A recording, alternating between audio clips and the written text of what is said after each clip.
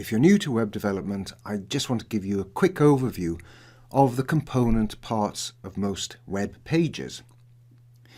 First of all, there's the HTML code, hypertext markup language. This takes the form of tags.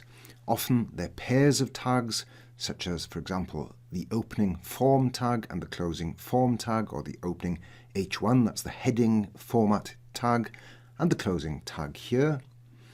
They define the look, the basic structure of the page, where things go on the page.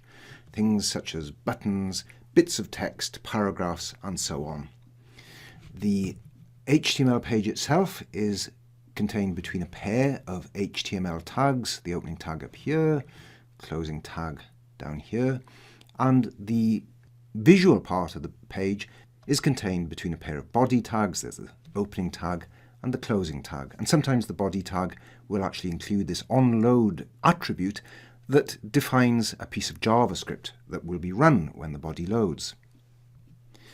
The non-visual part is contained between the head tags, and there might be, for example, the title of the page, or embedded styles and JavaScripts.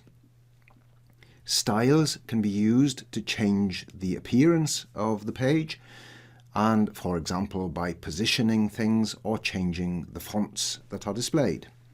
Styles may be included, mixed in with the HTML as here, or they can be kept in separate style sheets, CSS style sheets, cascading style sheets. And you'll see examples of styles embedded in web pages and styles kept in separate style sheet CSS files in this course.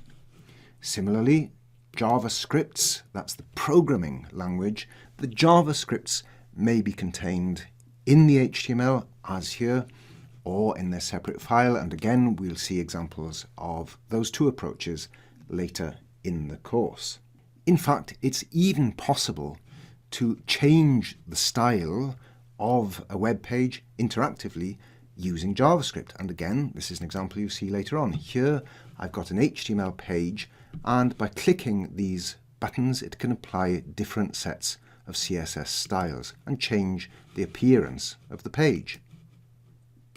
One other element that is involved in some websites is some sort of language that runs on a server, that's on a remote computer, that interacts typically with a database, and languages such as PHP, Python and Ruby may be used for that, and JavaScript can issue requests to those languages in order to obtain data and format them and display them in the web page. We look briefly at that later in this course when we talk about Ajax, but those languages, things such as PHP, Python and Ruby, are only really touched on very briefly in this course. The focus of this course is JavaScript. The JavaScript is the language that runs in the web browser, and throughout this course that will be the core subject that we'll be looking at to take you from the basic levels of starting to program simple JavaScripts in step 1 through to more complicated examples in the later steps. All the source code is provided from step 1 to step 10 in the source code archive, so to be sure to download that, install it on your local computer, and that can be a PC running Windows or on a Mac or on Linux.